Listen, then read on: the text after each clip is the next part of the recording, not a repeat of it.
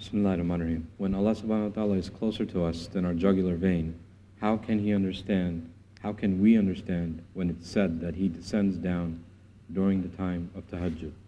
Bismillahirrahmanirrahim. Any praise that you give to Allah subhanahu wa ta'ala, He is beyond that. As the khutbah is saying over and over again, the ayats. Anything praise, any greatness of Allah, anything that you know of Him, He is beyond that. He is beyond that. And so, we're not going to be busy talking about the essence of Allah here and there. No, don't be busy with that. When Allah subhanahu wa ta'ala is saying, I'm closer to you than your jugular vein, Allah is saying, and Allah is limitless.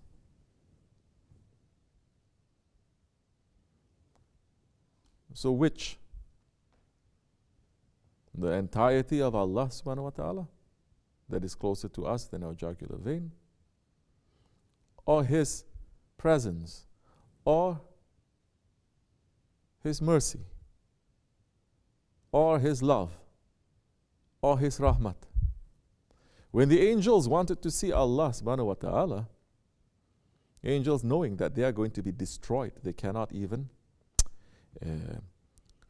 stand to see the lights, the divine lights that's coming from Allah subhanahu wa ta'ala. So don't think when Allah is saying, I'm closer to you, it is Allah subhanahu wa ta'ala in His limitless entirety that is coming to you.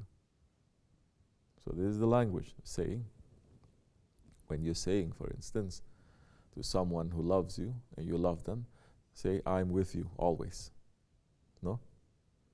Understand, I love you and I'm always with you. Do you need to be there 24 hours to be? Is that what you're meaning? No. You're meaning that now, whatever that you are going through, I will know and I will support and I will help. And just as I am with myself, you are also with me.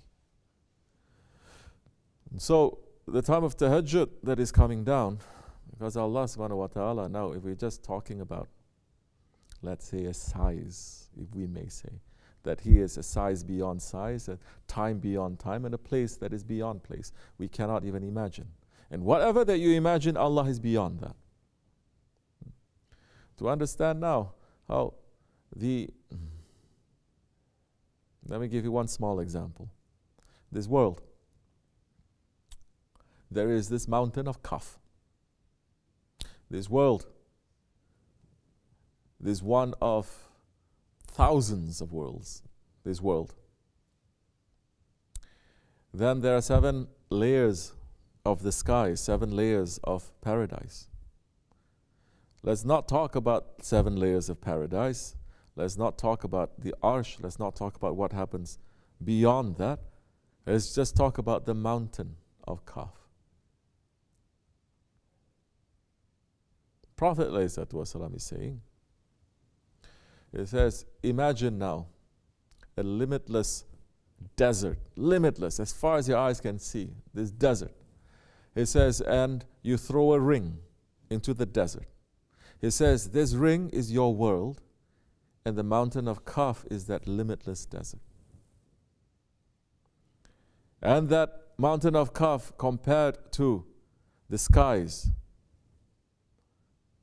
compared to the paradises compared to Sidratul Muntaha. You cannot, this imagination will blow up.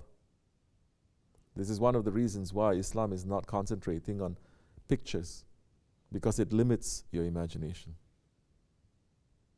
Because you cannot now imagine that and have a representation of that. Now, Allah is saying, we're going to descend now. What is it? Subhanahu wa ta'ala is going to descend? No. His meaning now is rahmat, His mercy, His love, His whatever that you are asking in the time of Tahajjud,